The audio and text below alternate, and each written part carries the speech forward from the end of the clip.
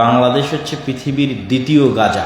জেনে বুঝে শত্রুতা করে দুইটা জাতি, যাদের কথা আল্লাহ কোরআনে উল্লেখ করেছে। তো 1 নাম্বার বিষয় দেওয়া আছে গুজরাতের মুখ দিয়ে নরেন্দ্র মোদীর নাম দিয়ে লেখা আছে ওয়াকফ আইন বাতিল করা বিষয়, ফিলিস্তিন ইস্যু বিষয়ে, বেদাতিরা আহলুল হাদিসদের মসজিদ দখল করে নিচ্ছে সে বিষয়ে। প্রথম পয়েন্ট হচ্ছে আল্লাহ সুবহানাহু ওয়া তাআলা নিজেই কোরআনে বলেছেন, আমাদের বলা নয়, আল্লাহ বলছেন আশাদ্দুন নাসি আদাওয়া, মুসলমান মুমিনদের সাথে শত্রুতায় সবচেয়ে বেশি ভয়ঙ্কর, সবচেয়ে বেশি কঠোর হবে ব্রাহ্মণ্যবাদী মুশরিক আর জায়নিস্ট ইহুদি। আল্লাহ বলেছেন কোরআনে যে মুসলমানদের উপর শত্রুতাই সবচেয়ে কঠোর হবে দুইটা জাতি। তার মানে কারা বাদ থাকলো? খ্রিস্টানেরা বাদ থাকলো। বড় জাতি যদি আমরা ধরি তাহলে খ্রিস্টানেরা মুসলমানদের উপর শত্রুতায় এতটা কঠোর হবে না। এতটা কঠোর না হওয়ার পিছনে কারণও আছে। আল্লাহ খ্রিস্টানদেরকে বলেছেন ওয়ালাদ-দাল্লিন, তারা পথভ্রষ্ট। আর জায়নিস্টদেরকে বলেছেন যে এরা অভিশপ্ত, ইবলিস অভিশপ্ত, মানে ইবলিস সত্য জানে, জানার পরও মানে না। আর খ্রিস্টানেরা সত্যটা জানেই না, যদি সত্য জেনে নেয় সত্য মেনে নিবে। এই জন্য সবচেয়ে বেশি ইসলাম গ্রহণ আগেও করেছে খ্রিস্টানেরা, ভবিষ্যতেও করবে খ্রিস্টানেরা। সত্য জানে না তাই মানে না, সত্য জানলেই মেনে নিবে। এই জন্য আগেও সবচেয়ে বেশি ইসলাম গ্রহণ করেছে খ্রিস্টানেরা, ভবিষ্যতেও করবে খ্রিস্টানেরা। আর জেনে বুঝে শত্রুতা করে দুইটা জাতি, যাদের কথা আল্লাহ কোরআনে উল্লেখ। তো ওদের এক জাতির পাশে বসবাস করছে ফিলিস্তিন আর ফিলিস্তিনের গাজা, আর ওদের আর এক জাতির পাশে বসবাস করছে আমরা, বাংলাদেশ। এই জন্য আমার পুরাতন বক্তব্যগুলোতে দেখবেন আমি বলেছি, গত সরকারের সময় বলা আছে যে বাংলাদেশ হচ্ছে পৃথিবীর দ্বিতীয় গাজা। তো আমার মেজো ভাই আব্দুর রহমানের সাথে গল্প হচ্ছিল, তো আব্দুর রহমানের সাথে গল্প করছিলাম যে ইউসুফ বিন তাশফিন যখন স্পেন খ্রিস্টানদের কাছে হাতছাড়া হয়ে যাবে, খ্রিস্টানেরা দখল করে নেবে স্পেনকে, কেননা মুসলমানদের বিজয় যাত্রা স্পেনে গিয়ে শেষ হয়ে গেছে, ফ্রান্স আর ইতালির সীমান্তে গিয়ে শেষ হয়ে গেছে। মুসলমানেরা শীত অঞ্চল বিজয় করতে পারে, শীতে যুদ্ধ করে অভ্যস্ত ছিল না। আর ইউরোপ শীত অঞ্চল, তো স্পেনের যে অংশটুকু গরম, কর্ডোভা, গ্রানাডা, এগুলো গরম অঞ্চল, ঠিক সৌদি, কুয়েত, কাতার, বাহরাইনের মতো। আবার যেই সীমান্তটা ফ্রান্সের সাথে লাগোয়া, ওখান থেকে শীত শুরু। প্রচণ্ড বরফের কারণে যুদ্ধ পরাজয় হয়। ওই সমস্ত বরফাচ্ছাদিত অঞ্চলে যুদ্ধে মুসলিম মুজাহিদরা অভ্যস্ত ছিল না। তো জাস্ট ইউরোপের পেটের মধ্যে একটা দেশ, তার নাম স্পেন, এটা হারাতই মুসলমানেরা। ভৌগোলিকভাবে হারানোটা স্বাভাবিক, কিন্তু ইউসুফ বিন তাশফিনের মতো মহান মুজাহিদ আফ্রিকা থেকে স্পেনে গিয়ে স্পেনের হারানোটা আরও 300 বছর লেট করে দিয়েছে। তার বিজয় অভিযানের কারণে যে সময় হারানোর কথা ছিল সে সময় না হারিয়ে আরও 300 বছর পর হারিয়েছে। তো এইরকম একই ঘটনা কিন্তু ভারত উপমহাদেশেও ঘটেছে। যখন মোগল সাম্রাজ্যের পতন হয় এখনই ধ্বংস হয়ে যাবে, নিভে যাবে, তখন মোগলেরা চিঠি লিখেছে আফগানদের কাছে যে আমরা তো শেষ হয়ে গেলাম, মারাঠারা আমাদের ধ্বংস করে দিল, আমাদের সেই শান শৌকত, জৌলস, জেহাদি জাজবা কিছু নাই, তোমরা আসো একটু বাঁচাও। তখন আহমদ শাহ আবদালি আফগান থেকে এসেছিল মোগলদেরকে বাঁচাতে, এবং আহমদ শাহ আবদালি মারাঠাদেরকে পরাজিত করে দিল্লি নতুন করে বিজয় করে মোগলদের সাম্রাজ্য আরও 100-150 বছর বাড়িয়ে দিয়েছে। 1857-তে মোগলদের ফাইনাল পতন হয়। তো বাংলাদেশের ভৌগোলিক অবস্থান এমন, আমি আমার মেজো ভাই আব্দুর রহমানের সাথে গল্প করছিলাম যে বাংলাদেশের মুসলমানেরা যদি তাদের ঈমান, আকীদা এবং আমলের উপর চর্চা না বাড়ায়, তাহলে একদিন এই ভূখণ্ড তারা হারাবেই। ভৌগোলিকভাবে এমন জায়গায় দাঁড়িয়ে আছে যে এটাকে গাজা হতেই হবে।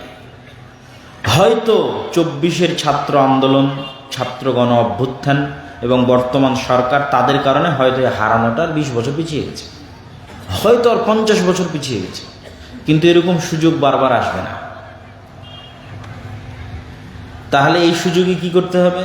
ঈমান, আমল, আকীদা, তাকওয়া, পরহেজগারিতা, আল্লাহ ভরসা, এগুলোর চর্চা বাড়াতে হবে। না হলে আমাদের ভৌগোলিক অবস্থান বলছে আমরা অনিরাপদ।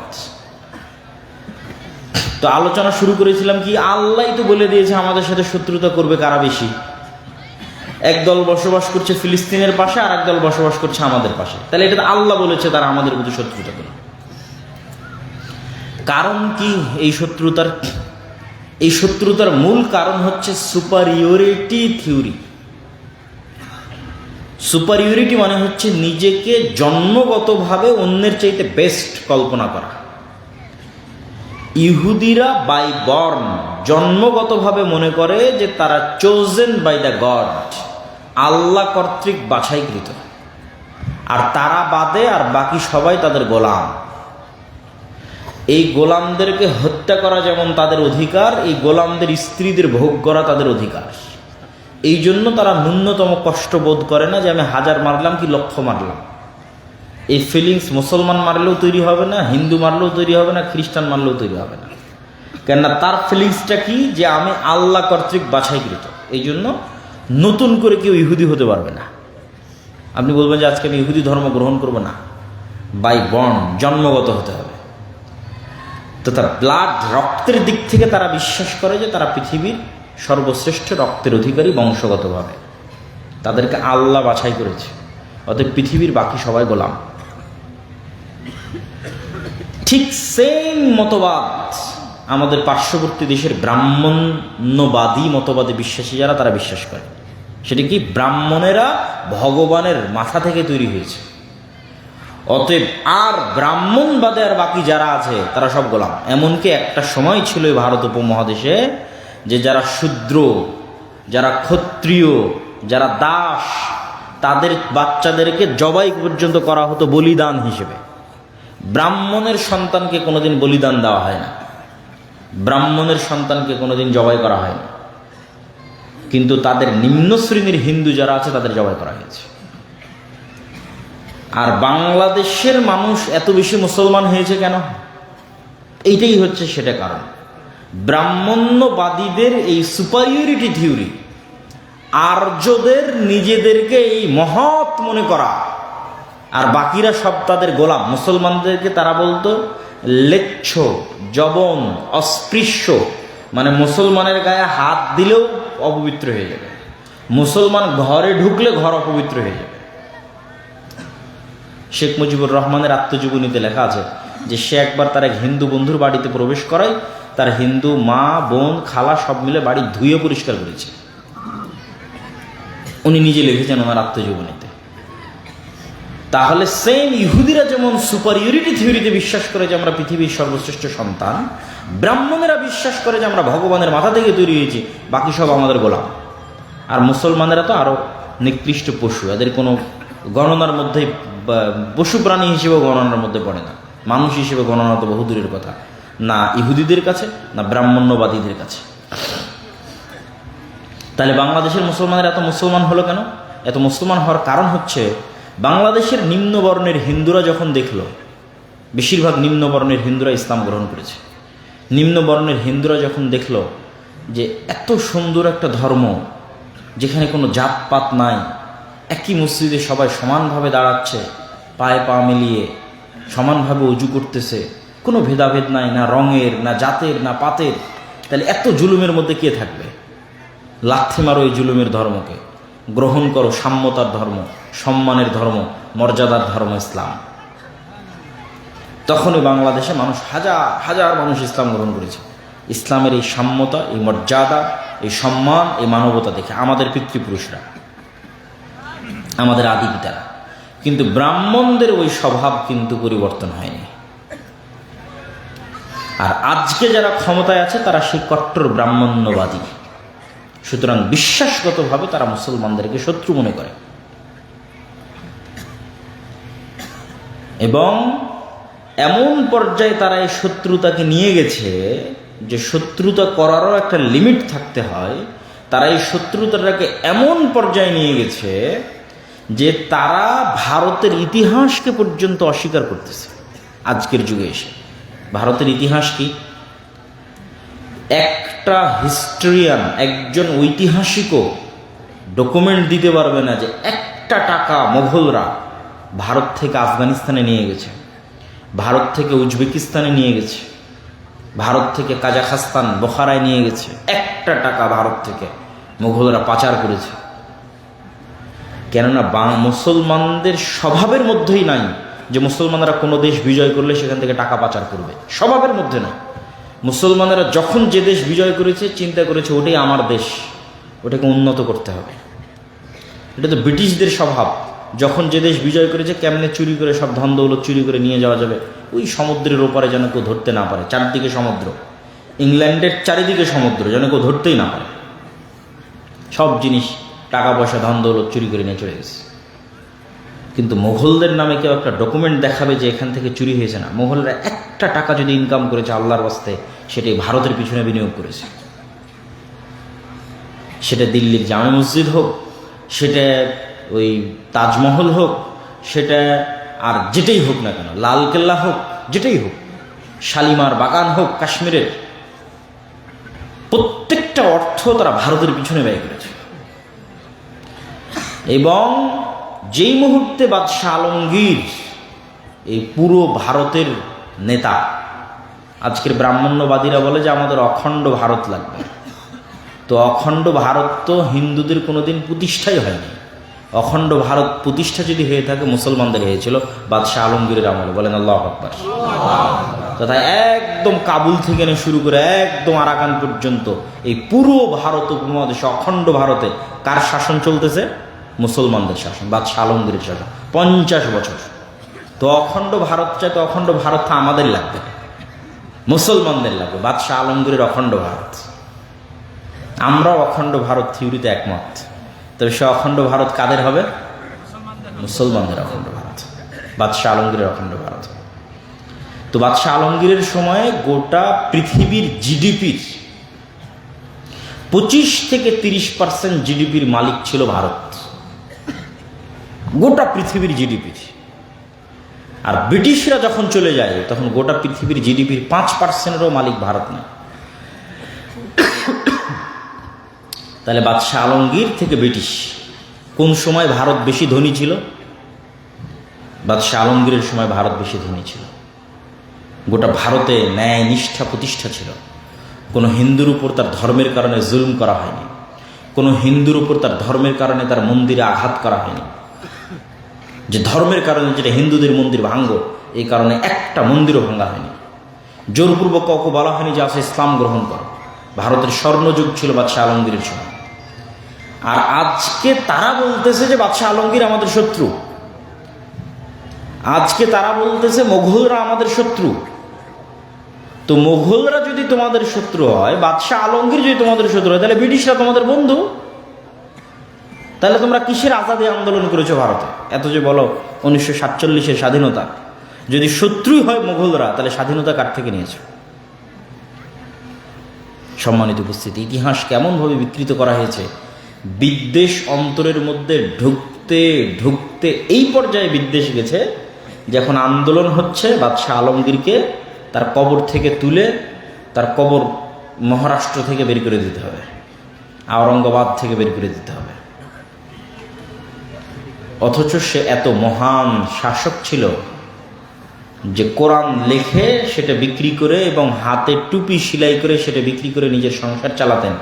একদিনের জন্য 1 টাকাও ভারতের কোষাগার থেকে গ্রহণ করেনি বাদশাহ আলমগীর। এবং তাদের বাপদাদারা সবাই বড় বড় মাজার তৈরি করেছে, তাজমহল, আরো বড় বড় মাকবারায় হুমায়ুন, বাবরের মাকবারা, হুমায়ুনের মাকবারা। বাদশাহ আলমগীর ওসিয়ত লিখে গেছে যে আমার যেখানে কবর হবে সেখানে উপরে কোনো ছাদ থাকবে না, সম্পূর্ণ মাটি বরাবর কবর হবে, মানুষ যেন চিনতেই না পারে যে এটা বাদশাহ আলমগীরের কবর, উপরে কোনো ছাদ থাকবে না। খুবই আল্লাহওয়ালা পরহেজগার মানুষ ছিলেন। এখন বলতেছে তার লাশ যেন কবর থেকে বের করা হয়। তো এই হলো পিছনের হিস্ট্রি এবং কারণ বিদ্বেষের। এবং বিদ্বেষটা অযৌক্তিক, এবং বিদ্বেষটা অগ্রহণযোগ্য, এবং বিদ্বেষটা মিথ্যার উপর প্রতিষ্ঠিত। আর এই বিদ্বেষ দিন দিন আরও বাড়ছে। কিন্তু এটাও আশ্চর্যের বিষয় নয়।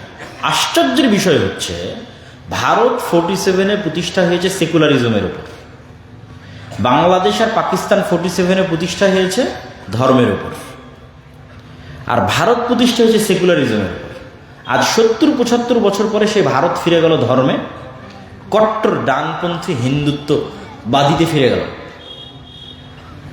আর ভারত, এই পাকিস্তান আর বাংলাদেশ ফিরে গেল এটা দেখাতে যে আমরা কত বড় সেকুলার। দেখো, আমাদের চেয়ে বড় সেকুলার আর দুনিয়াতে কেউ নাই। আর সেকুলার দেখানোর পাল্লা পাকিস্তান আর বাংলাদেশ এবং এরকম দেশের এত বেশি হলো, আর ভারত এত কট্টর হওয়ার পরও ভারতের মাটিতে বিদেশের গোয়েন্দা এসে বলে যে বাংলাদেশের সংখ্যালঘুদের নিরাপত্তা দিতে হবে। বাংলাদেশে কোনো ঘটনাই ঘটেনি সংখ্যালঘুদের। আমরা জানি না যে বাংলাদেশের ইতিহাসে কোনো মুসলমান কোনো মন্দিরকে ভেঙে সেখানে মসজিদ তৈরি করেছে। একটা উদাহরণ যে বাংলাদেশের ইতিহাসে বা পাকিস্তানের ইতিহাসে কোথাও একটা মন্দির ভেঙে সেখানে মসজিদ তৈরি করা হয়েছে, কোথাও কোনো হিন্দুকে গণপিটুনিতে হত্যা করা হয়েছে না। এর বিপরীতে অহরহ ঘটতেছে ভারতে। মসজিদ ভাঙ্গো, এটা নাকি আগে মন্দির ছিল, সব মসজিদই নাকি আগে মন্দির ছিল, এই জন্য সব মসজিদ ভেঙে মন্দির তৈরি করে। আর যে কোনো মুসলমান যদি শুধু বোঝা যায় যে হ্যাঁ তার কাছে গরুর গোস্ত আছে বা ছিল বা ফ্রিজে আছে, ওকে ধরে হত্যা করো, অথবা হোলি খেলায় অংশগ্রহণ করেনি তাকে হত্যা করো। অহরহ প্রতিদিন ঘটতেছে। তাহলে সংখ্যালঘু নির্যাতন কোথায় হচ্ছে? ভারতে হচ্ছে। এবং দেখেন যে আমরা যতই ডক্টর ইউনূস সরকারের প্রশংসা করি, তারপরেও এটা বাংলাদেশের সেকুলারিজম এবং নতজানু নীতির প্রমাণ। হ্যাঁ, বাংলাদেশের সরকার বাংলাদেশের চাহিদার কথা বলেছে, বাংলাদেশের স্বার্থের কথা বলেছে। আর নরেন্দ্র মোদী ফেসবুকে পোস্ট দিয়েছে যে আমি ডক্টর ইউনূসকে বাংলাদেশে অবস্থানরত হিন্দুদের নিরাপত্তার বিষয়ে আমার কনসার্ন জানিয়েছি। তো ডক্টর ইউনূস কি জানাতে পারতো না যে আপনার দেশে বসবাসরত মুসলমানদের নিরাপত্তা নিয়ে আমরা উদ্বিগ্ন? পারতো না? পারতো না? পারতো। কিন্তু এটাই হচ্ছে আমাদের অবস্থানের জায়গা, যে তারা তাদের ধর্ম ভুল হওয়ার পরও, ভ্রান্ত হওয়ার পরও, বাতিল হওয়ার পরও তার ধর্মে সে কট্টর। আর মুসলমানের দিন সত্য, মুসলমানও জানে, ডক্টর ইউনূসও জানে যে ইসলাম একটা সত্য ধর্ম, সত্য দিন, সবাই জানে মুসলমানেরা। কিন্তু মুসলমানেরা এই দিনের উপর কট্টর নয়। কে কত কম্প্রোমাইজ করতে পারে, কে কত সেকুলার হতে পারে। আমাকে যদি এক গালে একটা থাপ্পড় মারে আর এক গাল পেতে দেবো, ভাই এটা তো মেরেলে কেন, আমি সেকুলার। তাহলে তারা ভ্রান্তির উপর কট্টর, আর মুসলমানেরা সত্যের উপর সেকুলার, সত্যের উপর কম্প্রোমাইজ করছে। এই জন্য আমি আমার আজ থেকে 3-4 মাস আগের বক্তব্যগুলোতে বলেছি যে বাংলাদেশের লোকজন ফেসবুকে প্রচুর লেখালেখি করে, ট্রল করে ভারতের লোকজনকে নিয়ে, ইদানিং তা আরও বেশি। তখন আমি উত্তরে বলেছি, সব জায়গায় বলেছি যে তোমরা যে বলতেছো যে তারা হচ্ছে গোমূত্র পান করে অথবা গোবর পান করে, এই জন্য তাদের গায়ে শক্তি নাই, তারা ভীরু কাপুরুষ, আর আমরা মহাশক্তিশালী, আমরা গরুর দুধ পান করি, উমুক তুমুক ইত্যাদি, আমরা একদম ধুয়ে ফেলে দেবো, এই করে নেবো, সেই করে নেবো, অসংখ্য কথাবার্তা। তো কিন্তু এটার মানদণ্ডটা কোথায়? এটার মানদণ্ডটা যে জায়গায়, সে জায়গায় দাঁড়ালে তুমি ফেল হয়ে যাবা। এটার মানদণ্ডটা হচ্ছে সে গরুর মূত্র তার দিনের অংশ মনে করে খায়। বুঝেননি মনে আমার কথা? গরুর মূত্রের মতো একটা বিষয় বা গোবরের মতো একটা বিষয়কে তার দিনের উপর সে কট্টর কত, যে এইরকম একটা ভুল বিষয়কেও সে পান করে তার দিনের উপর কঠোরতার কারণে। তাহলে ও সাহসী। আর তুমি যদি সাহসী হও, তুমি তো দাড়ি রাখতে ভয় পেয়েছো, তুমি তো টাকনোর উপর কাপড় তুলতে ভয় পেয়েছো। কে কোথায় জঙ্গি বলে দিবে, কে সন্ত্রাসী বলে দিবে। বিদেশে যাবে, আমেরিকায় যাবে, ইংল্যান্ডে যাবে, দাড়িটি কাটো, কাটে পাসপোর্টের জন্য দাঁড়াও, মাথা থেকে টুপিটি সরাও, সেটা পাসপোর্টের জন্য দাঁড়াও। তো তুমি তো আগেই তোমার ধর্মকে বিক্রি করে দিয়েছো। তাহলে সাহসী কে? ও ভ্রান্তের উপর হতে পারে, কিন্তু ভ্রান্তের উপর আর কঠোরতা প্রমাণ করে যে ও প্রকৃত সাহসী। তোমার দিন সত্য হতে পারে, কিন্তু তোমার দিন সত্য হওয়ার পরও তোমার দুর্বলতা প্রমাণ করে তোমরা ভীরু কাপুরুষ। তাহলে এই জিনিসগুলোর সমাধান হচ্ছে, এই জন্য আমি বলেছি যে সারা পৃথিবী ডানপন্থী কঠোরতার দিকে যাচ্ছে। একমাত্র মুসলমানেরাই পাগল যে তারা সবসময় সেকুলারিজমের কথা বলতেছে। ডানপন্থী কঠোরতা বলতে ইসরায়েল ডানপন্থী কট্টর, মানে নিজ ধর্মে কট্টর। ভারত ডানপন্থী কট্টর, ধর্মের নামে ক্ষমতায় গেছে, ব্রাহ্মণ্যবাদী। এরা যদি ধর্মের নামে ক্ষমতায় গিয়ে সন্ত্রাসী না হয়, তো মুসলমান ধর্মের নামে ক্ষমতায় গিয়ে কেন সন্ত্রাসী হবে? কোন যুক্তিতে? আমেরিকাও ডানপন্থার দিকে আগাচ্ছে। আমেরিকার মাটিতে পরিবার বিরোধী যত আইন ছিল সব বাতিল করে দিচ্ছে ট্রাম্প।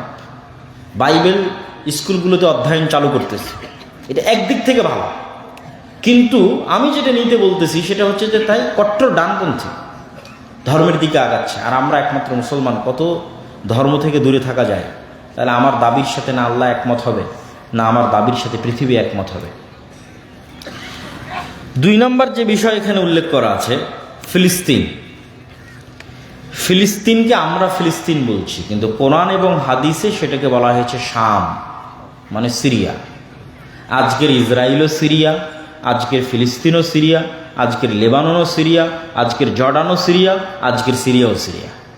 এই যে 1947-এ ব্রিটিশরা যেমন এই পাকিস্তান আর বাংলাদেশকে ভাগ করে হিন্দুদের জন্য একটা বড় দেশ তৈরি করে দিয়েছে, এই ব্রিটিশরাই ওই আরবের সিরিয়াকে ভাঙ্গে টুকরা টুকরা করে ওর মধ্যে ইসরায়েলদের জন্য দেশ তৈরি করে দিয়েছে 1 বছর আগে পরে। আমাদের বিশাল অখণ্ড ভারত, মুসলমানদের অখণ্ড ভারতকে ভাঙ্গে হিন্দুত্ববাদীদের জন্য একটা ভারত তৈরি করে দিয়েছে 47-এ। আর মুসলমানদের বিশাল অখণ্ড মধ্যপ্রাচ্য আরব ভূখণ্ডকে ভেঙ্গে 1948-এ ইহুদিদের জন্য তৈরি করে দিয়েছে ইসরায়েল। 1 বছরের ডিফারেন্স। সবগুলো শাম, সবগুলো সিরিয়া। এই জন্য প্রথমে মাথায় রাখতে হবে শাম, দ্বিতীয়ত মাথায় রাখতে হবে মসজিদে আকসা ও তার পার্শ্ববর্তী অঞ্চল। মসজিদে আকসা এবং তার পার্শ্ববর্তী অঞ্চলকে আল্লাহ কোরআনে 2 বার বলেছে বরকতময়, আর 2 বার বলেছে পবিত্র ভূমি। একবার আল্লাহ সুবহানাহু ওয়া তাআলা বলছে সুবহানাল্লাযী আসরা বিআবদিহি লাইলাম মিনাল মাসজিদিল হারামি ইলাল মাসজিদিল আকসা আল্লাযী বারাকনা হাওলা। মহাপবিত্র সেই সত্তা যে তার বান্দা মুহাম্মদ সাল্লাল্লাহু আলাইহি সাল্লামকে রাতের বেলা মক্কার মসজিদে হারাম থেকে দূরবর্তী মসজিদে আকসায় সফর করিয়েছে, সেই দূরবর্তী মসজিদ যার চারিদিক আল্লাহ বরকত দিয়ে ঘিরে দিয়েছে। বলেন আল্লাহু আকবার। কোরআনের আয়াতের অনুবাদ আল্লাযী বারাকনা হাওলা, যে মসজিদ আকসার চারিদিকে আমরা বরকত দিয়ে ঘিরে দিয়েছি। 2 নম্বর আয়াত ওয়া নাজ্জাইনাহু ওয়া লূতান ইলাল আরজিল্লাতী বারাকনা ফিহা লিল আলামিন। আমি আল্লাহ ইব্রাহিমকে আশ্রয় দিয়েছি, লূতকে আশ্রয় দিয়েছি পৃথিবীর ওই মাটিতে, যেই মাটিতে আমি বরকত রেখেছি সারা পৃথিবীর মানুষের জন্য। বলেন আল্লাহু আকবার। কোরআনের আয়াতের অনুবাদ করতেছি। আল্লাহ বলছেন আমি ইব্রাহিমকে আশ্রয় দিয়েছি আর লূতকে আশ্রয় দিয়েছি ওই মাটিতে। ইব্রাহিমকে কিভাবে? ইরাক থেকে যখন তার বাপ বের করে দিলেন তখন। লূতকে কিভাবে? লূতের সম্প্রদায়ের শহর আল্লাহ উল্টিয়ে দিয়ে যখন ধ্বংস করে দিলেন তখন লূত আলাইহিস সালাম সহ ঈমানদাররা পালিয়ে যেখানে আশ্রয় নিয়েছিল। আর ইব্রাহিম আলাইহিস সালাম ইরাক থেকে বাপের বাড়ি থেকে পালিয়ে যেখানে আশ্রয় নিয়েছিল। তাহলে ইব্রাহিম পালিয়ে আশ্রয় নিলেন, লূত পালিয়ে আশ্রয় নিলেন যেই জায়গা, সেই জায়গাকে আল্লাহ বলছে সারা পৃথিবীর মানুষের জন্য বরকতময়। সেটা হচ্ছে মসজিদ আকসা এবং তার পার্শ্ববর্তী, সেটাই জেরুজালেম, সেটাই শাম।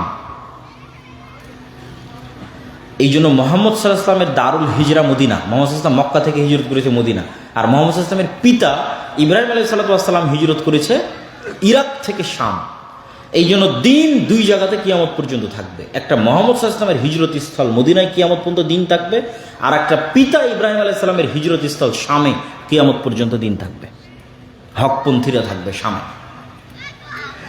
এই জেরুজালেমের মাটিতে অসংখ্য নবী এসেছে। ইব্রাহিম আলাইহিস সালামের 2 সন্তান, বানু ইসরাইল, বানু ইসমাইল। বানু ইসমাইলের বংশে মোহাম্মদ সাল্লাল্লাহু আলাইহি ওয়াসাল্লাম, আমরা বানু ইসমাইল। আর বানু ইসরাইলের বংশে একদম ইব্রাহিম আলাইহিস সালাম থেকে শুরু করে ইসহাক, ইয়াকুব, ইউসুফ, মুসা, ঈসা, হারুন, দাউদ, সুলাইমান, জাকারিয়া, অসংখ্য নবী, যার বেশিরভাগ নবী জেরুজালেম এবং তার আশেপাশে, মসজিদ আকসা এবং তার আশেপাশে। যেমন 2-4টা নবীর কথা তো আপনারা খুব ভালো করেই জানেন। দাউদ আর সুলাইমান আলাইহিস সালাম সারা পৃথিবীতে যে রাজত্ব প্রতিষ্ঠা করেছিল, ওই রাজত্বের হেডকোয়ার্টার রাজধানী ছিল মসজিদ আকসা, জেরুজালেম। আর আরেকটা খুব ভালো করেই জানেন যে মারিয়াম আলাইহিস সালাতু ওয়াস সালামের মা, ওয়াইজ ক্বালাত ইমরাতু ইমরান রাব্বি ইন্নী নাযারতু লাকা মা ফি বাতনি মুহাররারান ফাতাকাব্বাল মিন্নি। আল্লাহ আমার পেটে সন্তান, ইমরানের স্ত্রী বলছে, সন্তানকে তোমার রাস্তায় ওয়াকফ করে দিয়েছি। ফালাম্মা ওয়াদাআতহা ক্বালাত রাব্বি ইন্নী ওয়াদাতুহা উনসা ওয়াল্লাহু আ'লামু বিমা ওয়াদাআত। যখন সন্তান প্রসব হলো বলছে আল্লাহ তো মেয়ে সন্তান হয়েছে। আল্লাহ বলছে আরে আমি তো আগে থেকেই জানি মেয়ে সন্তান হবে। ওয়ালাইসা যাকারু কাল উনসা, আর সব মেয়ে সব ছেলের মতো নয়, সব ছেলে সব মেয়ের মতো নয়। সে মেয়ের নাম মারিয়াম। তিনি যেই মসজিদের খেদমত করতেন সেই মসজিদের নাম মসজিদ আকসা। যেই মসজিদের মেহরাবের বর্ণনা আল্লাহ বলছে যে কুল্লামা দাখালা আলাইহা জাকারিয়াল মেহরাব ওয়াজাদা ইনদাহা রিজকা, যখনই জাকারিয়া মেহরাবে প্রবেশ করতো মারিয়ামের দেখতো অসময়ের ফল।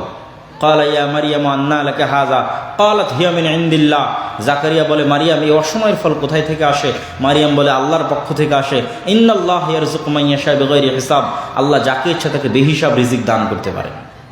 তাহলে এক নাম্বার কি ধারাবাহিকভাবে যে মারিয়াম এই মসজিদের খাদেম। দুই নাম্বার কি আজকের পৃথিবীতে যেই ধর্মের অনুসারী সবচেয়ে বেশি, কাগজে কলমে, বাস্তবে নয়, বাস্তবে একজনও খ্রিস্টান নয়, কাগজে কলমে নামকাও আসতে খ্রিস্টানের সংখ্যা বর্তমান পৃথিবীতে সবচেয়ে বেশি, মুসলমানদের চেয়েও বেশি।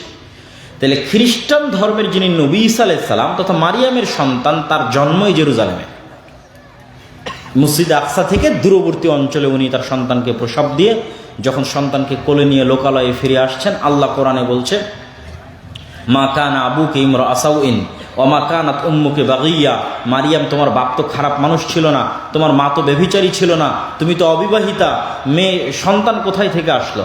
ফাশারাত ইলাই, মারিয়াম বাচ্চার দিকে ইশারা করে বলছে আল্লাহ শিখিয়ে দিয়েছে কথা বলবা না, মুখ বন্ধ রাখবা, ইশারা করবা বাচ্চার দিকে। বাচ্চার দিকে ইশারা করছে, তখন ওরা বলছে কাইফা নাতাকাল্লামু মান কানা ফিল মাহদি সাবিয়া, তুমি কি মজাক করো নাকি? ওই বাচ্চার সাথে কিভাবে কথা বলবো যে বাচ্চা এখন মায়ের কোলে আছে, দুধ পান করতেছে, এই বাচ্চা তো কথা বলতে পারবে না। তখন ঈসা আলাইহিস সালাম মায়ের কোল থেকে বলে উঠছে ইন্নী আব্দুল্লাহ আতানিয়াল কিতাব ওয়া জাআলানি নাবিয়্যা, আমি আল্লাহর বান্দা, আল্লাহ আমাকে কিতাব দিয়েছে, আল্লাহ আমাকে নবী করেছে। ওয়া আওসানি বিস সালাতি ওয়াজ যাকাতি মা দুমতু হাইয়া, আর আল্লাহ আমাকে আদেশ দিয়েছে যতদিন বেঁচে থাকবো ততদিন যেন সালাত আর যাকাত বাদ না যায়। আল্লাহু আকবার। মায়ের কোলে ছোট্ট বাচ্চা কথা বলতেছে, তখন বলতেছে সালাত যাকাত বাদ দেওয়া যাবে না। প্রথম কথার মধ্যেই আছে যে আল্লাহ আমাকে আদেশ দিয়েছে যে সালাত আর যাকাত যেন বাদ না যায়। তাহলে এই জেরুজালেমের সাথে নবীদের ইতিহাস জড়িত। এবং এখানে আরেকটা সূক্ষ্ম জিনিস আপনাদের মনে রাখতে হবে, ইউরোপ এবং আমেরিকার মানুষেরা চামড়ার অহংকার করে যে আমাদের চামড়া সাদা চামড়া, আফ্রিকান নিগ্রোরা তো একদম কালো, এই জন্য ওদেরকে গোলাম বানিয়ে রাখে, আর এশিয়ারা যেহেতু শ্যামা সাদা অথবা শ্যামা মেটে, এদেরকেও একটু ডিসকোয়ালিফাই মানে ভিন্ন দৃষ্টি দেখে। এই রেসিজমটা আগে অনেক বেশি ছিল, এখন একটু কমেছে, কিন্তু অন্তরের মধ্যে আছে। তো এই জায়গায় দুটো সূক্ষ্ম জিনিস মনে রাখতে হবে। এক, তাদের চামড়া সাদা হলেও, ইউরোপ আমেরিকার মানুষের চামড়া সাদা হলেও, তারা যেই নবীকে নবী হিসেবে মানে ওই নবী ইব্রাহিমের সন্তান, এবং তার গায়ের চামড়া তাদের মতো নয়, কেননা তিনি এশিয়ান। তার গায়ের চামড়া মুহাম্মদ সাল্লাল্লাহু আলাইহি ওয়াসাল্লামের মতো, তার গায়ের চামড়া আমাদের মতো।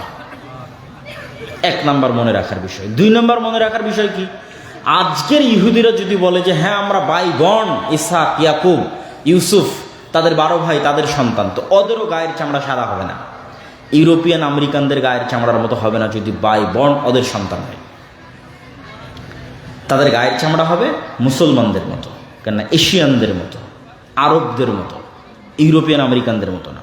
সুতরাং তাদের এই দাবির মধ্যে অবশ্যই কোনো ধোঁকা বা সঠতা আছে। সম্মানিত উপস্থিতি, কি বলছিলাম? ফিলিস্তিন ইস্যু। ফিলিস্তিন ইস্যুতে আগে আমাদের জানতে হবে এই জায়গার গুরুত্বটা কত, এই জায়গার মহত্বটা কত। তাহলে আমরা এই আয়াত, এই ইতিহাস, এগুলোতে বোঝা গেল যে এটা কত মহৎ এবং মহান জায়গা। এবং বর্তমান পৃথিবীর তাহলে তিনটে ধর্মের পবিত্র স্থান হলো এই জায়গাটা। মুসলমানদেরও পবিত্র স্থান, খ্রিস্টানদেরও পবিত্র স্থান, ইহুদিদেরও পবিত্র স্থান। এবং এই জন্য ওমর রাদিয়াল্লাহু তাআলা আনহু যখন জেরুজালেম বিজয় করে, না খ্রিস্টানদের জায়গায় নামাজ পড়েছে না ইহুদিদের জায়গায় নামাজ পড়েছে। উনিও খুব বুদ্ধিমান ছিলেন, চৌকস ছিলেন। তো এই মহান জায়গা আমাদের হাতছাড়া হয়ে গেল। আমাদের বাপদাদারা যখন হজের সফরে যেত, মক্কাতেও নামাজ পড়তো, মদিনাতেও নামাজ পড়তো, মসজিদে আকসাতেও নামাজ পড়তো। আর আমরা 70-80 বছর থেকে কোনো মুসলমান, বাইরের কোনো মুসলমান মসজিদে আকসায় নামাজ পড়তে যেতে পায়নি। তাহলে মসজিদে আকসার নামাজ থেকে আল্লাহ আমাদের বঞ্চিত রেখেছে, এটা আমাদের জন্য আযাব। লা তুসাদ্দুর রিহাল ইল্লা সালাসা, পৃথিবীর একমাত্র 3টে জায়গায় ইবাদতের জন্য যাওয়া নেকির কাজ। আর পৃথিবীর কোনো জায়গায় ইবাদতের উদ্দেশ্যে গেলে গুনাহ হবে। ধরেন কেউ যদি মনে করে যে আমি আল্লাহর নবীর কবর জিয়ারত করতে বাংলাদেশ থেকে মদিনা যাব, গুনাহগার হবে। বুঝেন, কিন্তু আপনি এখান থেকে পাসপোর্ট করলেন, ভিসা করলেন, আপনার নিয়ত আল্লাহর নবীর কবর জিয়ারত করবো, গুনাহগার। এই নিয়তে যে আল্লাহর নবীর কবর জিয়ারত করলে আমি বেশি কোনো নেকি পেতে পারি। নিয়ত কি হতে হবে? 3টে জায়গায় ইবাদতের জন্য যাওয়া যায়। 1, মক্কার মসজিদে হারাম। 2, মদিনার মসজিদে নববী। মসজিদ নববীতে চলে এসেছি, তাই এখানে আল্লাহর নবীর কবর আছে, তাই একটু জিয়ারতটা করে নিই, এটাতে সমস্যা নেই। কিন্তু নিয়ত মসজিদে নববী। আর আরেকটা জায়গা, সেটা মসজিদে আকসা, যেখানে ইবাদত করার উদ্দেশ্যে সফর করলে নাকি হবে, যেখানে সালাত আদায়ের উদ্দেশ্যে সফর করলে নাকি হবে। কিন্তু আমরা কিন্তু সেই সালাতের নেকি থেকে বঞ্চিত, আল্লাহ বঞ্চিত করে রেখেছে। তাহলে এই সম্মান আল্লাহ আমাদের পূর্ববর্তীদের দিয়েছে। কেন দিয়েছে? ওমর রাদিয়াল্লাহু তাআলা আনহু যেদিন, তাহলে এই প্রবলেমের সমাধান হয়ে যাবে। ওমর রাদিয়াল্লাহু তাআলা আনহু যেদিন জেরুজালেম বিজয় করবেন, তখন আবু উবাইদা ইবনুল জাররাহ 4000 সাহাবী সহ 12,000 সৈন্য নিয়ে জেরুজালেম ঘেরাও করে আছে। প্রায় 1 মাস থেকে ঘেরাও চলতেছে, রক্তপাত চায় না। পাদ্রীরা বলল, ঠিক আছে, আমরা শেষ পর্যন্ত আত্মসমর্পণ করতে রাজি আছি, চাবি হস্তান্তর করতে রাজি আছি, আমিরুল মুমিনিন খলিফাতুল মুসলিমিনকে আসতে হবে। আমাদের বইয়ে যার ভবিষ্যৎবাণী করা আছে সে আবু উবাইদা ইবনুল জাররাহ নয়। এখন তোমাদের যে প্রধান সেনাপতি, সে ওই ব্যক্তি নয় যার হাতে আমরা চাবি হস্তান্তর করব। আমাদের ধর্মীয় বইয়ে এগুলো লেখা নাই, তবে একজনের কথা লেখা আছে, তাকে আসতে হবে, তাকে আমরা যাচাই করব। তা আমিরুল মুমিনিন খলিফাতুল মুসলিমিনের কাছে চিঠি লেখা হলো। উনি আসলেন, যখন উনি জেরুজালেমে প্রবেশ করছেন, তখন উনি উটের রশি ধরে টানছেন। এটা কিন্তু 1200 কিলোমিটারের পথ, মদিনা থেকে রওনা দিয়ে ফিলিস্তিনের জেরুজালেম 1200 কিলোমিটার পথ, উটের পথে আসছেন। তো 2 জন মিলে ভাগ করে নিয়েছে চাকরের সাথে।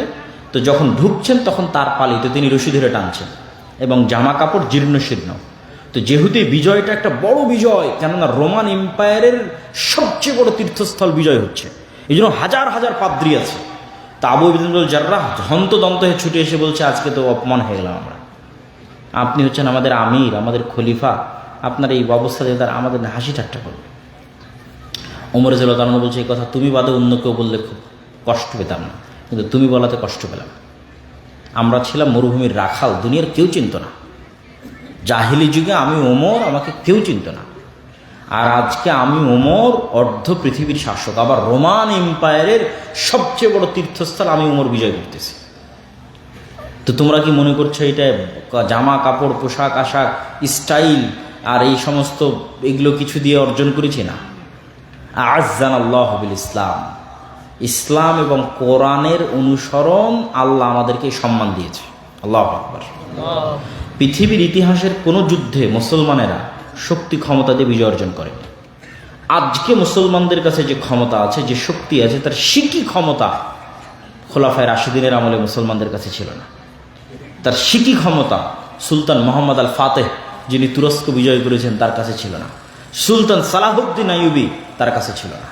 সিকি ক্ষমতা ছিল না। আজকের মুসলমানদের যে ক্ষমতা আছে, আজকের পাকিস্তানের যে ক্ষমতা আছে, বাংলাদেশের যে ক্ষমতা আছে, সৌদি আরব, তুরস্ক, মালয়েশিয়ার যে ক্ষমতা আছে, এর একটা দেশের যে ক্ষমতা, তার সিকি ক্ষমতা খোলাফায়ে রাশিদিনের আমলে ছিল না। তাহলে প্রত্যেকটা যুদ্ধে মুসলমানের সংখ্যা কম, প্রত্যেকটা যুদ্ধে বিপরীত পক্ষের যোদ্ধার সংখ্যা বেশি। খালিদ বিন ওয়ালিদ মুতার যুদ্ধে কয়েক লক্ষ রোমান এম্পায়ারের বিরুদ্ধে যুদ্ধ করেছে, মাত্র কয়েক হাজার সৈন্য নিয়ে।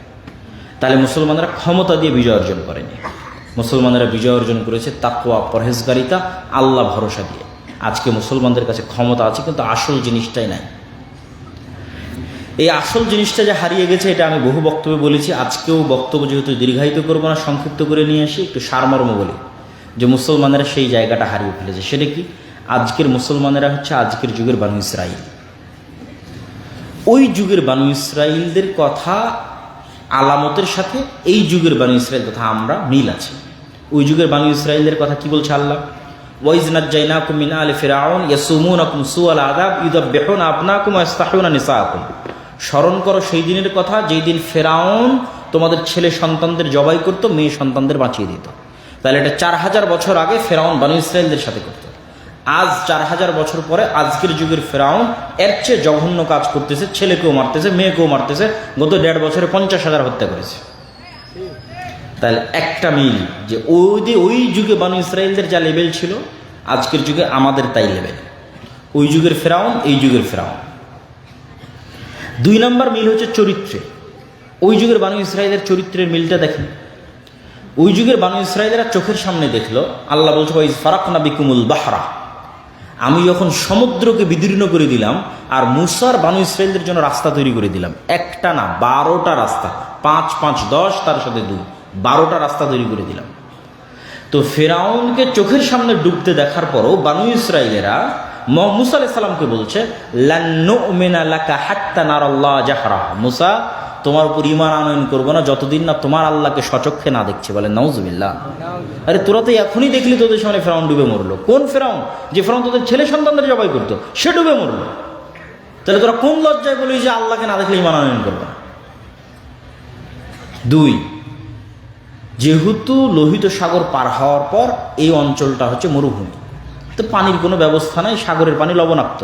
তখন বানু ইসরায়েলরা মুসা আলাইহিস সালামকে বলছে ওয়াইজ ইসতাসকা মুসা লিকাওমিহি ফাকুলনা দিরিব বিআসাকাল হাজার ফানফাজারাত মিনহু ইসনাতা আশারাতা আইনা, মুসা পানির ব্যবস্থা করে দাও। আল্লাহ তো ফেরাউনকে ডুবিয়ে দিল, খাবার নাই, পানি নাই, পানির ব্যবস্থা করো। মুসা আলাইহিস সালামকে আল্লাহ বলছে মুসা তোমার হাতের লাঠি পাথরে আঘাত করো।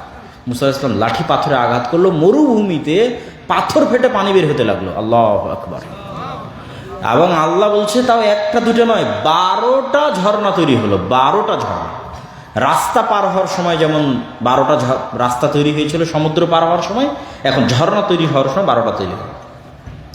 খাবার কই? আল্লাহ বললো ঠিক আছে আমি জান্নাত থেকে খাবার পাঠাচ্ছি। মরুভূমিতে তো আর খাবার হবে না, এখানে লোহিত সাগর, ওই পারে তো ফেরাউন আর তার ফেরাউন মারা গেছে, কিন্তু ফেরাউনের সৈন্যবাহিনী মিশরে আছেই, আর এখানে মরুভূমি, তাহলে খাবার কোত্থেকে আসবে? জান্নাত থেকে। খাবারের নাম কি? মান্না সালোয়া। সব মুফাসসিরিন ইকরাম মান্না সালোয়ার ব্যাখ্যা দিতে গিয়ে লিখেছে আজকের পৃথিবীর যেটা সবচেয়ে দামি মাশরুম, তার সাথে পাখির গোস্ত। তো আমি রিসার্চ করে দেখলাম যে আজকের পৃথিবীর যেটা সবচেয়ে দামি মাশরুম, যেটার কথা কোরআনে বলা আছে মান্না সালোয়া, সেই মাশরুমের বর্তমান বাংলাদেশি টাকায় 1 কেজি মাশরুমের দাম 4 থেকে 5 লক্ষ টাকা। তাহলে যেই মাশরুমের 1 কেজির দাম 4 থেকে 5 লক্ষ টাকা, ওটা জান্নাত থেকে আসতো, তার সাথে পাখির গোস্ত আসতো। এইটা ভক্ষণ করতো তারা, আর পাথর থেকে ঝর্ণা বের হতো। এরপরও বানু ইসরাইল মুসা আলাইহিস সালামকে বলছেন যে লান নাসবিরা আলা তুআমিন ওয়াহিদ ফাদউ লানা রাব্বাক, এক খাবার আমাদের ভালো লাগে না, তোমার আল্লাহকে বলো এই মরুভূমির মধ্যে থেকে পেঁয়াজ, ডাল, আদা, রসুন বের করে দিতে। তো এই যে বানু ইসরাইলের এই স্বভাব, তখন মুসা আলাইহিস সালাম বললো যে ঠিক আছে তুমি যদি আদা, ডাল, চাল, রসুন চাও, তাহলে এই মরুভূমি পার হলেই সুজলা সুফলা শস্য শ্যামলা বাংলাদেশের মতো একটা ভূমি আছে, তার নাম ফিলিস্তিন, প্রচুর জাইতুন আবাদ হয়, যুদ্ধ করে বিজয় করো। তখন এই বানু ইসরাইল বলছে, যেই বানু ইসরাইল চোখের সামনে ফেরাউনকে ডুবতে দেখলো, যেই বানু ইসরাইল দেখছে চোখের সামনে মরুভূমিতে পাথর ফেটে ঝর্ণা বের হচ্ছে, যেই বানু ইসরাইল দেখছে প্রতিদিন জান্নাত থেকে খাবার আসতেছে, সেই বানু ইসরাইল বললো ইযহাব আনতা ওয়া রাব্বুকা ফাকাতিলা, মুসা তুমি আর তোমার আল্লাহ গিয়ে যুদ্ধ করো, আমরা যুদ্ধ করতে পারবো না। বলেন নাউজুবিল্লাহ। আচ্ছা আপনারা কি জানেন যে এই বানু ইসরায়েলের জন্য 12টা ঝর্ণা কেন তৈরি হয়েছিল? 12টা রাস্তা কেন তৈরি হয়েছিল? এরা ইউসুফ আলাইহিস সালামের 12 ভাইয়ের বংশধর, এরা ইয়াকুব আলাইহিস সালামের 12 সন্তানের বংশধর, এরা নবীদের সন্তান, এরা ইব্রাহিমের সন্তান, ইসহাকের সন্তান, ইয়াকুবের সন্তান, ইউসুফের ভাই। ইউসুফ আলাইহিস সালামের মৃত্যুর 300 বছর পর মুসা আলাইহিস সালাম এসেছে। সব রক্ত, সেম রক্ত, ইব্রাহিম আলাইহিসসালামের রক্ত, ইসহাক আলাইহিসসালামের রক্ত, ইয়াকুব আলাইহিসসালামের রক্ত। তাহলে নবীর সন্তানেরা বলতেছে যে আল্লাহকে যতক্ষণ দেখবো না ততক্ষণ ঈমান আনয়ন করবো না। নবীর সন্তানেরা বলতেছে তুমি আর তোমার আল্লাহকে যুদ্ধ করো। তাহলে কিভাবে নবীর সন্তানেরা এতটা সংকীর্ণ মনে হয়ে গেল, এতটা ধোঁকাবাজ, এতটা মুনাফিক, এতটা সঠতাপূর্ণ হয়ে গেল কেমনে? তো আমি যে বলেছি যে আজকের যুগের মুসলমানেরা বানু ইসরায়েল, তার জন্য আমি 2টা দলিল দিয়েছি। এক, আল্লাহ বানু ইসরায়েলের এত লম্বা ঘটনা কোরআনে কেন বলবে? কোরআনে একটা কথাও ফেলে দেওয়ার নয়। তাহলে এই যে এতগুলো আয়াত পড়লাম, সব কোরআনের আয়াত, পড়লাম আর অনুবাদ করলাম, তাহলে বানু ইসরায়েলের এত ঘটনা সূরা বাকারার অর্ধেক বানু ইসরায়েলের ঘটনা। তার মানে মুসলমানেরাও একদিন বানু ইসরায়েল হয়ে যাবে, তাই এই ঘটনা পড়ে যেন শিখে। এটা রাসূল সাল্লাল্লাহু আলাইহি ওয়াসাল্লাম বলে গেছে। আর মুসলমানেরা যে বানু ইসরায়েল হয়ে গেছে এটা আমি ইউরোপে গিয়ে দেখেছি, আমেরিকায় গিয়ে, ইউরোপ, ইংল্যান্ডে গিয়ে দেখেছি, ফ্রান্স, ইতালিতে গিয়ে দেখেছি। মুসলমানদের জন্ম নিবন্ধন থেকে, পাসপোর্ট থেকে, ওই শহরে প্রবেশ থেকে, ওদের কাছে এই কি বলার নাম বেনিফিট নেওয়া থেকে, ওদের কাছে বাড়ি নেওয়া থেকে, প্রত্যেকটা ধাপ মিথ্যার উপর। মুসলমান কিন্তু সবকিছু মিথ্যার উপর, মুসলমান সবকিছু অন্যায়ের উপর, ও হাজি নামাজি সবকিছু, কিন্তু সবকিছু ধোঁকা এবং দুর্নীতির উপর। তাহলে এই মুসলমানই তো ওমরের বংশধর, এই মুসলমানই তো খালিদ বিন ওয়ালিদের বংশধর, সালাহুদ্দিন আইয়ুবের বংশধর, মোহাম্মদ সাল্লাল্লাহু আলাইহি ওয়াসাল্লামের বংশধর। তাহলে ওরাও তো নবীর বংশধর, তো আর এরকম মুনাফিক হয়ে গেল কি করে? ওরা যে বানু ইসরাইল হয়ে গেছে, ওরাও বানু ইসরাইল হয়ে গেছে। এই গত নির্বাচনে রূপগঞ্জে অসংখ্য মানুষ আমি সচক্ষে দেখেছি, উভয় প্রার্থীর কাছ থেকে টাকা নিয়ে বলেছে যে তোমাকে ভোট দিব, মানে দুইজনের থেকে টাকা নিয়ে বলেছে দুইজনকে ভোট দিব। তাহলে মিথ্যুক, অথচ সবাই নামাজি হাজি।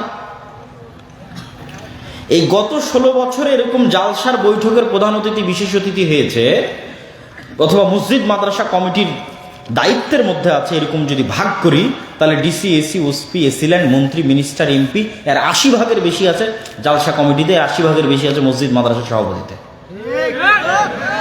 আর যদি ওমরার লিস্ট করি তো 60%-এর বেশি হবে যেগুলো ওমরা করে এসেছে। আর তাহাজ্জুদের নামাজ তো সবাই পড়তো, কিন্তু নিজ নিজ দায়িত্বের জায়গায় সব মিথ্যুক, অন্যায়কারী, ধোঁকাবাজ, মুনাফিক, মানুষের হক মেরে খায়। তারা বানু ইসরাইল না? বানু ইসরাইল বাহ্যিকভাবে দেখায় যে আমরা আল্লাহকে অনেক ভয় করি, মুখে দাঁড়িয়ে আছে, মাথায় টুপি আছে, কিন্তু সৎ নয়, মিথ্যু। এবং এটা শুধু তাদের ক্ষেত্রে নয়, আম জনসাধারণের ক্ষেত্রে দেখেন যে আম জনসাধারণ তার বোনকে বাপের সম্পত্তিতে ভাগ দিবে, ভাগ দিতে গিয়ে ন্যায় করেনি, হয় ভাগ বুঝিয়েই দেয়নি, অথবা বুঝে দেওয়ার ক্ষেত্রে যেটা জমি ভালো, যেটা উঁচু, যেটা দামি, ওটা নিজে নিয়েছে, যেটা পানিতে ডুবে আছে, নদীতে আছে, চরে আছে, ওটা বোনকে দিয়েছে। তাহলে সে নামাজি, হাজি, ওমরাকারী, কিন্তু তার চরিত্র দেখেন বানু ইসরাইলের মতো মিথ্যুক, মুনাফিক, ধোঁকাবাজ, দুর্নীতিবাজ। সে হাজি, নামাজি, ওমরাকারী, কিন্তু মেয়েকে যখন বিয়ে দিতে যাচ্ছে তখন ঠিকই ডিমান্ড নিচ্ছে, তখন ঠিকই যৌতুক দাবি করে বসতেছে। তাহলে এই যে আপনি যৌতুক দাবি করতেছেন মেয়ের পরিবারের কাছে, এটা হচ্ছে আপনি জেনে শুনে মেয়ে এবং মেয়ের পরিবারের উপর জুলুম করতেছেন, অন্যায় করতেছেন, তথা আপনি মিথ্যা, ধোঁকা এবং অন্যায়ের উপর প্রতিষ্ঠিত আছেন। এখন কারণ উত্তর কি যে ওরা নবীর সন্তান হয়ে এরকম হয়ে গেল, আর আমরাও উম্মতে মুহাম্মাদি এরকম হয়ে গেলাম, দুইজনই আমরা বানু ইসরায়েলদের মতো হয়ে গেলাম, ওরাও নবীর সন্তান, আমরাও সম্মানিত। ঘটনা কি? ঘটনা হচ্ছে ইউসুফ আলাইহিসসালাতু ওয়াসসালামের মৃত্যুর পর যখন ফেরাউনরা ক্ষমতা নিল, তখন যেহেতু ইউসুফ আলাইহিসসালামও আগের সরকারের ক্ষমতার জোট সঙ্গী ছিল, মন্ত্রী ছিল, ইউসুফ আলাইহিসসালামের ভাইয়েরাও বড় বড় মন্ত্রী, মিনিস্টার, বিভিন্ন পদে ছিল।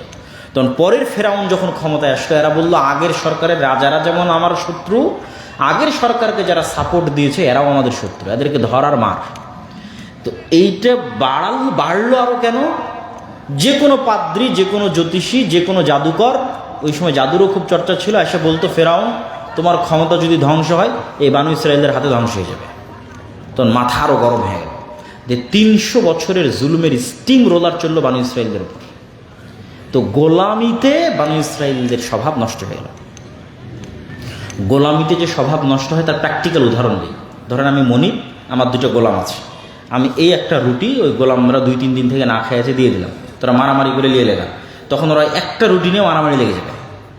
একটা রুটির জন্য মিথ্যা বলবে, একটা রুটির জন্য ধোঁকা দিবে, একটা রুটির জন্য দুর্নীতি করবে, একটা রুটির জন্য মারবে। তাহলে গোলামের নেচার তৈরি হচ্ছে যে গোলাম খাবার নিয়ে কাড়াকাড়ি করে, এবং খাবার নিয়ে কাড়াকাড়ি করতে গিয়ে মিথ্যা বলে, টাকা নিয়ে কাড়াকাড়ি করে, টাকা নিয়ে কাড়াকাড়ি করতে গিয়ে মিথ্যা বলে, দুর্নীতি করে একটা টাকার জন্য। এটা গোলামের নেচার। তো এরকম পালিয়ে লুকিয়ে এরকম চুরি চামারি দুর্নীতি ধোঁকা করতে বাধ্য হয়ে গেছে 300 বছর। এই জন্য মুসা আলাইহিসসালাতু ওয়াসসালামকে আল্লাহর বানু ইসরায়েলদের সাথে মানুষ করেনি। আল্লাহ জানতেন মুসাকেও যদি বানু ইসরায়েলদের সাথে রাখি তো ইও তো গোলামের মতো পালিয়ে বেড়াবে, তাহলে সেও যদি গোলামের মতো পালিয়ে বেড়াতে এরও তো স্বভাব চরিত্র নষ্ট হয়ে যাবে। ও মিথ্যা বলা শিখবে, দুর্নীতি করা শিখবে, তো নেতা হতে পারবে না, নবী হতে পারবে না। তখন আল্লাহ কি করলেন? মুসা আলাইহিস সালামকে তুলে রাজার বাড়িতে পাঠিয়ে দিলেন। রাজা ফেরাউন, ফেরাউনের বাড়িতে রাজপুত্র, অ্যাজ এ প্রিন্স, রাজপুত্র হিসেবে মুসা আলাইহিস সালাম মানুষ হয়েছে। মানে টাকা পয়সা খাদ্য এগুলো নিয়ে মারামারি কাড়াকাড়ি গোলামি মিথ্যা ধোঁকা এগুলোর চতুর্পাশ সীমানার মধ্যে নাই। তাহলে স্বাধীন আত্মমর্যাদা সম্পন্ন হিসেবে মুসা আলাইহিস সালাম বড় হয়েছে। এই জন্য মুসা আলাইহিস সালাম যেই দিন দেখছে যে ফেরাউনের একটা লোক বানু ইসরায়েলের একটা লোককে অত্যাচার করছে, তো মুসা আলাইহিস সালাম যদি বানু ইসরায়েলের সাথেই বড় হতো, ওই বলতো আরে এটা তো আমরা দেখেই আসছি জন্মের পর থেকে এরকম জুলুম হয়, কিন্তু গোলাম, আমার বাপ মা 14 গোষ্ঠী গোলাম, দেখে কি আর মানা করি কি। কিন্তু উনি তো স্বাধীন, জুলুম সহ্য করতে পারেনি, একদিন জুলুম দেখেছে, এক থাপ্পড়ে অন দ্য স্পট জালেমকে হত্যা করে দিয়েছে। কেননা উনি স্বাধীন, এই জন্য ওনার সাথে বানু ইসরায়েলের মিলেনি। বানু ইসরায়েলরা গোলামি করতে করতে সংকীর্ণ মনে হয়ে গেছে। তো আমাদের মতো আজকের যুগের মুসলমানদের সকল সমস্যা হচ্ছে, সারা পৃথিবীর মুসলমানেরা প্রায় 200 বছর ইউরোপিয়ানদের উপনিবেশ ছিল। ভারত, পাকিস্তান, বাংলাদেশের মুসলমানেরা ব্রিটিশদের গোলাম ছিল 190 বছর। যেই জমি এখন সিএএসএ আরএস পর্চায় আপনার নামে খাজনা কাটছেন, এই জমিতে খাজনা কাটতো জমিদারের নামে, জমির মালিকানাই ছিল না। নীল চাষ করে পিটিয়ে আদায় করা হতো, গোলাম। তখন একটা টাকার জন্য মিথ্যা বলা, একটা টাকার জন্য দুর্নীতি করা, একটা টাকার জন্য কাড়াকাড়ি করা, যেহেতু গোলাম, চাকরি নাই, তো গোলামি করতে করতে করতে করতে রক্তের মধ্যে মিথ্যা, ধোঁকা, দুর্নীতি ঢুকে গেছে। ঠিক ওই যুগের বানু ইসরায়েলদের মধ্যে যেভাবে ঢুকে গেছে। এটার আর একটা চাক্ষুষ প্রমাণ নেবেন যে ব্রিটিশরা যেহেতু আমাদের উপর একটু কম জুলুম করেছে, ইতালি, ফ্রান্স, স্পেন এরা আফ্রিকার মুসলমানদের উপর আমাদের চাইতে 3 গুণ জুলুম করেছে। এই জন্য আফ্রিকার মুসলমানদের নেচার আমাদের চাইতে আরও বেশি নিম্ন স্তরে চলে গেছে। ইতালির রাজধানীতে, ফ্রান্সে, স্পেনের রাজধানীতে দেখবেন যত চোর, চামার, মদখোর, নেশাখোর, জুয়াখোর, আড্ডাখোর আছে, তার বেশিরভাগই দেখবেন মুসলমান এবং আফ্রিকান মুসলমান, নট ইন্ডিয়ান অ্যান্ড পাকিস্তানি আর বাংলাদেশি মুসলমান না। এবং বাংলাদেশি, ইন্ডিয়ান, পাকিস্তানি মুসলমানদের চেয়ে ওদের নেচার আরও নিম্ন স্তরে চলে গেছে। কেননা ওদের উপর জুলুমটা, গোলামিটা ছিল আরও ভয়ঙ্কর, আরও ভয়াবহ। ফ্রান্স, স্পেন এবং ইতালির জুলুম, অত্যাচার। তাহলে এই ফিলিস্তিন ইস্যুর সারমর্ম হচ্ছে বর্তমান যুগের মুসলমানেরা বানু ইসরায়েল। বর্তমান যুগের মুসলমানদের মূল্য বর্তমান পৃথিবীতে বসবাস করা একটা পশু প্রাণীর মতো নয়। 3 নাম্বার, বর্তমান যুগের মুসলমানদের স্বভাব চরিত্র, নামকা অবস্থায় বাহ্যিকভাবে ইসলামের সব কিছু ঠিক আছে, কিন্তু ভেতর থেকে মিথ্যুক, ধোঁকাবাজ, দুর্নীতিবাজ, মিথ্যার উপর প্রতিষ্ঠিত, নেতৃত্বের গুণ নাই, এগুলো গোলামির গুণ। নেতা কখনো মিথ্যা বলা জানে না। আবু সুফিয়ান কাফের মুশরিক, কিন্তু মিথ্যা বলা জানত না। মুহাম্মদ সাল্লাল্লাহু আলাইহি ওয়াসাল্লামের নামও মিথ্যা বলেনি। বাদশাহ হিরাক্লিয়াসের দরবারে জেরুজালেমে বসে মুহাম্মদ সাল্লাল্লাহু আলাইহি ওয়াসাল্লাম মিথ্যা বলেনি। আবু সুফিয়ান তখন কাফের মুশরিক, কেন মিথ্যা বললে নেতা হওয়া যায় না। এবং বর্তমান পৃথিবীর 2টা সিস্টেম আমাদেরকে গোলাম রাখার জন্য, মানে ব্রিটিশরা তো আমাদের ছেড়ে চলে গেছে, তাহলে কেন আমরা স্বাধীন হতে পারছি না? স্বাধীন হতে পারছি না মানে স্বাধীন মানুষের নেচার, স্বাধীন মানুষের যে চরিত্র, সেটা আমার মধ্যে আসতেছে না কেন? একটা আত্মমর্যাদাবোধ সম্পূর্ণ মানুষের চরিত্র আমার মধ্যে আসতেছে না কেন?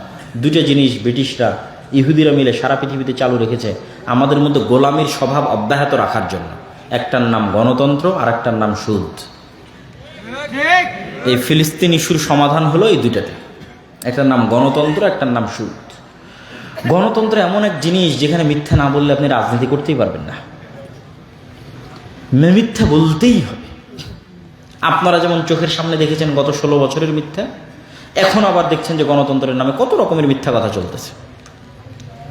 গত 16 বছর যেমন দেখেছেন চাঁদাবাজি, এখনো দেখতেছেন একই চাঁদাবাজি, শুধু মানুষ পরিবর্তন হয়েছে, দল পরিবর্তন হয়েছে, কিন্তু ওই ধোঁকাবাজি, দুর্নীতি তার জায়গায় ঠিক আছে। এটা গণতন্ত্র টিকিয়ে রাখে। গণতন্ত্র এই ধোঁকাবাজির সিস্টেম, এই মিথ্যের সিস্টেম, এই জিনিসগুলোকে টিকিয়ে রাখে। 2, সুদ কিভাবে মিথ্যাকে টিকিয়ে রাখে? রাসূল সাল্লাল্লাহু আলাইহি ওয়াসাল্লাম দোয়া করলে বলে, আল্লাহুম্মা নাউযুবিকা মিনাল মা'সামি ওয়াল মাগরাম, আল্লাহ কর্জ থেকে বাঁচতে চাই, গুনাহ থেকে বাঁচতে চাই। সাহাবীরা জিজ্ঞেস করছে, আল্লাহ নবী এত কেন কর্জ থেকে বাঁচতে চান? আল্লাহ নবী বলছে, যখন মানুষ কর্জ নেওয়া শুরু করে, মিথ্যা বলা শুরু করে।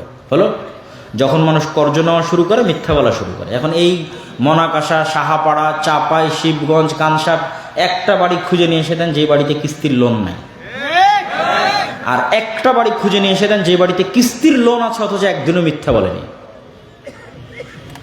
মানে এমন একটা বাড়ি খুঁজে নিয়ে এসে দিবেন যে বাড়িতে কিস্তির লোন আছে কিন্তু একদিনও মিথ্যা বলেনি। আল্লাহর নবী বলেছে, আল্লাহ নবী লোন থেকে বাঁচতে চান কেন? লোন নেওয়া শুরু করলে মিথ্যা বলা শুরু হয়। কেন আল্লাহ নবী জানেন মিথ্যা বললে নেতা হওয়া যায় না। আপনি আপনার বোনকে যে সম্পত্তি বুঝিয়ে দেননি ন্যায়ের সাথে, ওর থেকে মাপ নিয়ে আপনি জান্নাতে যেতে পারবেন, কিন্তু উপরে যিনি আল্লাহ আছেন তিনি কোনোদিন মনে করবে না যে এই মানুষটাকে রাষ্ট্রের নেতা বানানো যায়, কোনোদিন মনে করবে না। আপনি নেতা হওয়ার অযোগ্য, ক্ষমা চেয়ে জান্নাতে যেতে পারেন। মিথ্যা বললে, দুর্নীতি করলে, ধোঁকা দিলে, অসৎ হলে নেতা হওয়া যায় না। তাহলে আমাদের স্বভাবের মধ্যে গোলামি আছে, গোলামির স্বভাবের কারণে আমরা গোলাম আছি। তাহলে আগে স্বাধীনের স্বভাব অর্জন করতে হবে, মানে একটা স্বাধীন ব্যক্তিত্ব সম্পন্ন মানুষ কোন স্বভাবের হয় সেটা অর্জন করতে হবে। এই জন্য আল্লামা ইকবাল বলেছে, তৃতীয় পয়েন্টে যাওয়ার আগে এই পয়েন্টটাই বক্তব্য দিয়ে শেষ করব। আল্লামা ইকবাল তার বক্তব্যের মধ্যে বলেছে, কবিতার মধ্যে বলেছে, সাবাক ফিরসে পর সাদাকাত কা, শুজাআত কা, আদালত কা, লিয়া জায়েগা তুঝসে কাম, দুনিয়া কি ইমামত কা। মুসলমানেরা, তোমাদের মধ্যে নামাজ আছে, সঠিক আকীদা আছে, আমল আছে, হজ আছে, উমরা আছে, গোটা রমজানে রোজা রাখলে, সাহারি করলে, ইফতারি করলে, ঈদ পালন করলে, ফিতরা দিলে, সব কিছু আছে। নাই কি তোমরা সত্য বলা জানো না, তোমাদের মধ্যে সাহসিকতা নাই, তোমাদের মধ্যে ন্যায়পরায়ণতা নাই। তোমরা নতুন করে সত্য বলা শিখো, ন্যায়পরায়ণতা প্রতিষ্ঠা করা শিখো, সাহসী হও, আল্লাহ তোমাদেরকে পুনরায় দুনিয়ার নেতা বানিয়ে দিবে। আল্লাহু আকবার।